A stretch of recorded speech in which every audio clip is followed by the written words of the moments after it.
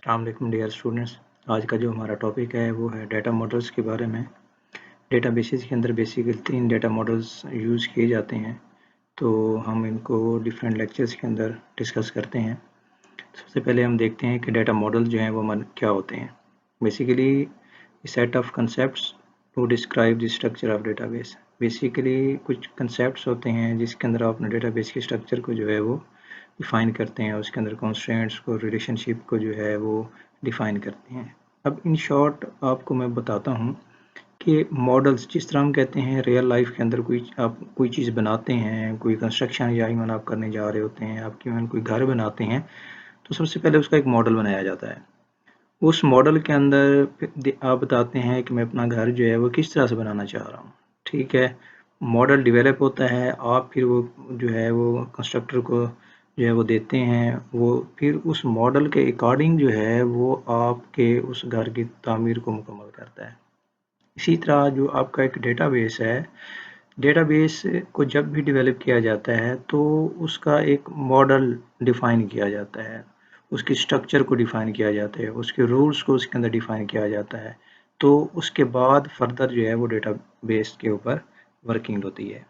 तो हम कहते हैं कि हमारे पास डेटाबेस मॉडल्स की जो है वो क्या इम्पोर्टेंस है। ठीक है, तो मोस्टली जो मॉडल्स होते हैं हम उसको कहते हैं कि जी आपकी जो डेटाबेस है वो उसकी ओवरऑल व्यू देते हैं। जस्ट लाइक जैसे मैंने आपको एग्जांपल दी थी कि जब आप किसी घर का जो है मॉडल की बात करते हैं तो वो ओवरऑल एक उस घर का व्यू दे रहा होता है। इसी तरह जब आप डेटाबेस बनाते हैं तो ये मॉडल जो है वो उस डेटाबेस का ओवरऑल व्यू देता है। जैसे आप देखते हैं कि जब भी कोई एक नई चीज़ बनाई जाती है या किसी इनॉग्रेशन की जाती है तो उसका पहले एक मॉडल जो है वो डिफ़ाइन किया जाता है कि हम इसको इस तरह से बनाएँगे, इसको ऐसे लेके चलेंगे, इसके अंदर ये चीज़ ऐड करेंगे। इसी तरह जब डेटाबेस बनाई जाती है तो उसमें जैसे कोई यूनिवर्सिटी की डेटाबेस है तो उसके अंदर उसकी एंटिटीज़ को डिफ़ाइन किया जाता है, उसके एट्रीब्यूट्स को डिफ़ाइन किया जाता है, उसके जो है डिफरेंट किस्म के कंस्ट्रेंट्स, रूल्स को डिफ़ाइन किया जाता है। तो ये सारी चीज़ें उसके अंदर जो है वो यूज़ की जाती हैं, बताई जाती हैं और उसके लिए उसको डेवलप करने के लिए उस मॉडल को डिफरेंट कम्युनिकेशन टूल का इस्तेमाल किया जाता है।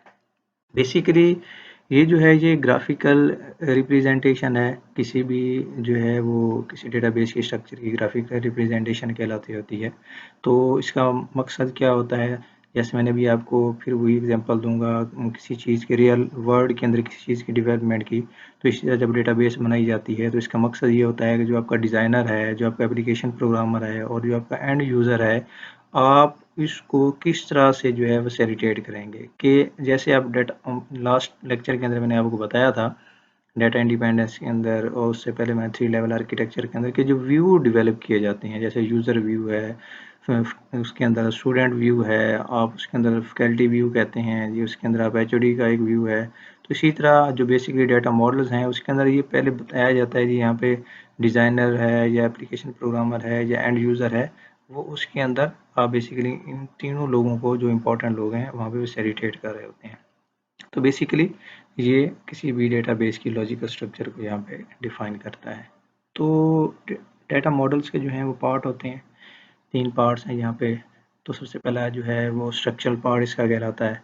स्ट्रक्चरल पार्ट के अंदर जो है आप उसकी डोमेन की सेमेंटिक्स को डिस्क्राइब करते हैं, आप उस मॉडल के स्कोप को डिफाइन करते हैं और ये बताते हैं कि किस तरह से आप उस डेटाबेस को डेवलप करेंगे। उसके अंदर आप उसकी डिफरेंट एंटिटी क्लास को डिफाइन करते हैं और उन एंटिटी क्लासेस की जो आपस में एसोसिएशन है आपने उसको किस तरह से मैनेज करना है, ये आप चीज़ कर सकते हैं। बेसिकली इसके अंदर क्या है जी, इसको हम कहते हैं ये हमारे पास है कंसेप्चुअल पार्ट या स्ट्रक्चरल पार्ट कहलाता है। फिर सेकंड पार्ट के अंदर हम उसके अंदर लॉजिकल उसको पार्ट कहते हैं या मैनिपुलेटिव पार्ट भी कहा जाता है।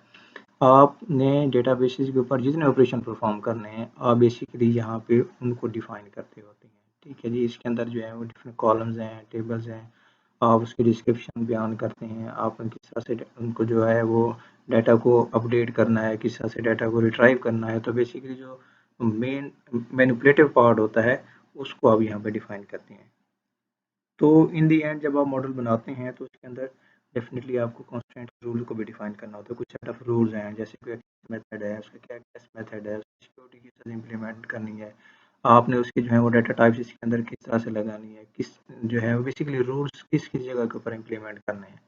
तो डाटा मॉडल जो है वो इन 3 चीज़ों के ऊपर कंसिस्ट करता है। तो नेक्स्ट जो है हम डेटा मॉडल्स की टाइप्स को डिस्कस करते हैं। हायरार्किकल मॉडल है हमारे पास, नेटवर्क मॉडल है हमारे पास और रिलेशनल मॉडल है। हम इस लेक्चर के अंदर जो है वो जस्ट हायरार्किकल मॉडल को डिफाइन करेंगे, बाकी जो मॉडल्स हैं हम नेक्स्ट आने वाले लेक्चर्स के अंदर उसको डिफाइन करेंगे। हायरार्किकल मॉडल बेसिकली एक पेरेंट चाइल्ड रिलेशनशिप है। जस्ट लाइक हम इसको सिंपली जब हम डिफाइन करते हैं तो हम कहते हैं just like parent child relationship है, या हम इसको कहते हैं इसकी जो ऑर्गेनाइजेशन है वो एक इन्वर्टेड ट्री। इन्वर्टेड ट्री से क्या मुराद है, उल्टा दरख्त, जैसे रूट होती है दरख्त की, रियल लाइफ के अंदर देखें तो नीचे होती है, फिर तना होता है, फिर उसकी शाखें हैं, पत्ते। तो ये बेसिकली क्या जी, इन्वर्टेड ट्री है, इसको हम कहते हैं जी उल्टा, या इन शॉर्ट दरख्त कहते हैं। तो बेसिकली मकसद क्या होता है, ये पेरेंट चाइल्ड रिलेशनशिप को डिफाइन करता है। इसके अंदर वन पेरेंट होता है और सेवरल चाइल्ड है। ये सिंपल स्ट्रक्चर है, आगे मैं इसको डायग्राम के अंदर आपको डिफाइन करूंगा। तो बेसिकली इसके अंदर क्या होते हैं, जितने भी चाइल्ड होते हैं वो डिपेंड कर रहे होते हैं पेरेंट के ऊपर, ठीक है, या जितने लीव्स होते हैं वो डिपेंड कर रहे होते हैं उसकी रूट्स के ऊपर, ठीक है। जब हम हायरार्किकल मॉडल को डिफाइन करते हैं तो डिफरेंट रिकॉर्ड्स को यहाँ पे लिंक करने के लिए पॉइंटर्स का इस्तेमाल किया जाता है, ठीक है जी। और उसके अंदर फिर पॉइंटर्स डिटरमाइन करते हैं कि ये आपका पार्टिकुलर रिकॉर्ड जो है वो पेरेंट है या आपका ये रिकॉर्ड जो है वो चाइल्ड है। तो इसके लिए हम किसका इस्तेमाल करते हैं, पॉइंटर्स का इस्तेमाल करते हैं, ठीक है। तो इसकी रियल लाइफ के अंदर एग्जांपल मैं इस तरह से दे सकूँ, जैसे एक बुक है, बुक एक रूट है आपका, ठीक है। उसके अंदर जो आपके डिफरेंट फिर चैप्टर्स आ जाते हैं, फिर उसके अंदर आपके कंटेंट्स आ जाते हैं, फिर उसकी डिस्क्रिप्शन है, तो ये साथ साथ जो है इसको हम इस तरह से डिफाइन करते जाते हैं। जैसे यहाँ पे मैंने आपको एक डायग्राम यहाँ पे बताई है, आपको यहाँ पे नज़र आ रहा है कि ये हमारे पास नोड ए है, उसके बाद ये node a as a root node है, या हम इसको कहते हैं एज अ ये पेरेंट नोड कहलाता है। इसके दो चाइल्ड हैं यहाँ पे, बी है और सी है।